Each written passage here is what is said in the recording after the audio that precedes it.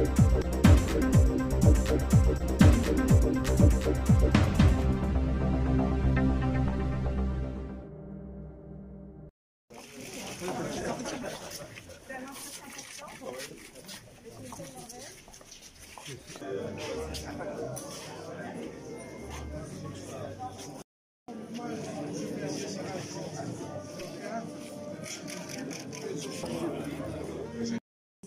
la culture, de la jeunesse et de la communication, Monsieur Yacobi, voyez de la région Rabat Sadiki-Mitra, honorable assistance.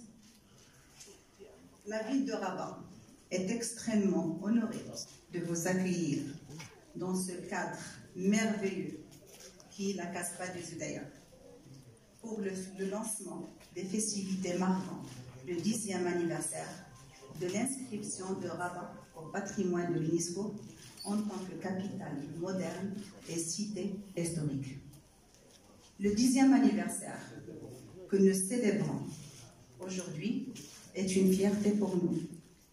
Aujourd'hui, 10 ans, on couronne 10 ans d'engagement de Rabat pour la restauration, la réhabilitation, la valorisation, la promotion et le rayonnement de son précieux et riche patrimoine.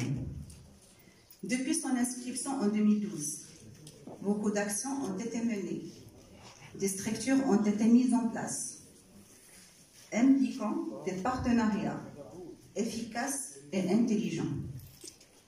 Monsieur le directeur général de l'ISISCO, monsieur le secrétaire perpétuel de l'Académie, chers amis, vous l'avez dit, nous sommes ici dans un moment particulier où nous fêtons un bel anniversaire, l'anniversaire bien sûr des 10 ans de l'inscription de Rabat au patrimoine mondial de l'UNESCO, mais aussi le 59 de la Convention de 1972 pour la protection du patrimoine mondial de l'UNESCO.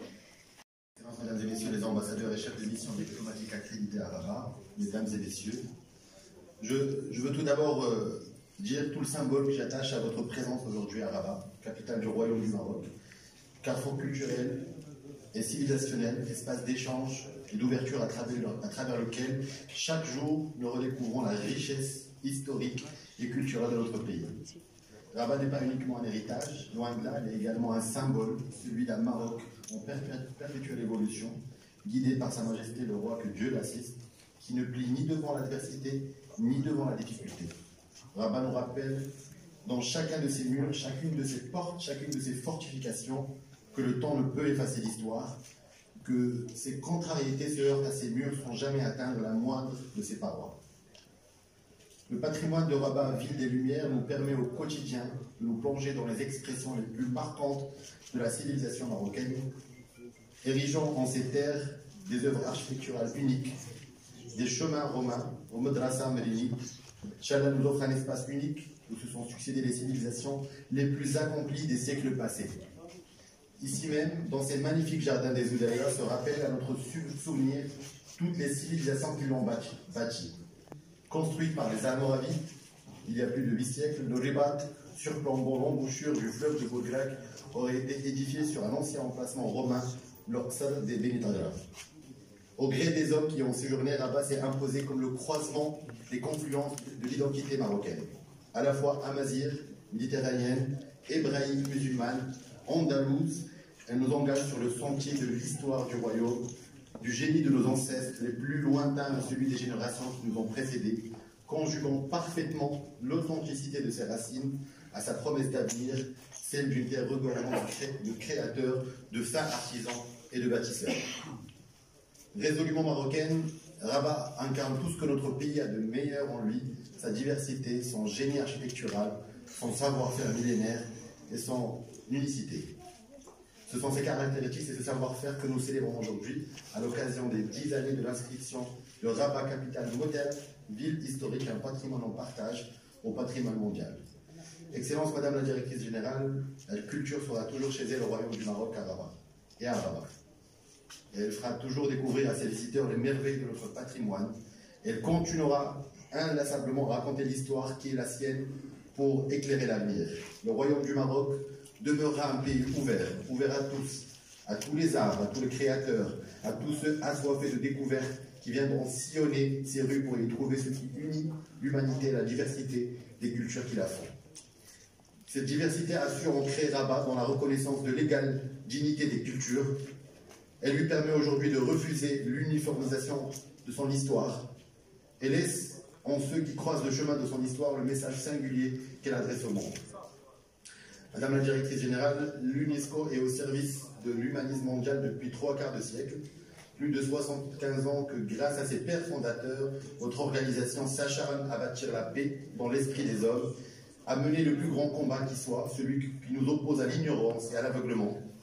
Véritable conscience de la communauté internationale, l'UNESCO protège, préserve et nous rappelle constamment que l'unité humaine ne procède que de l'esprit.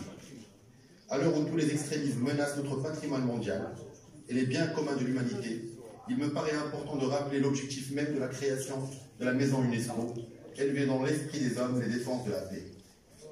Tel est notre objectif, notre engagement et notre combat. Je conclurai mon propos par les mots pour l'histoire de l'humanité. Depuis les périodes antiques, phéniciennes, mauritaniennes et romaines, aux grandes civilisations de l'Occident musulman, almoravide, almohade, mérénide, saadienne et alawite, Rabat a capitalisé un héritage riche en reflets civilisationnels, tant sur le plan de l'urbanisme, de l'architecture, des coutumes et des traditions. Un héritage qu'elle a su préserver et enrichir tout au long de son histoire. Aujourd'hui, la synthèse des éléments urbains, architecturaux,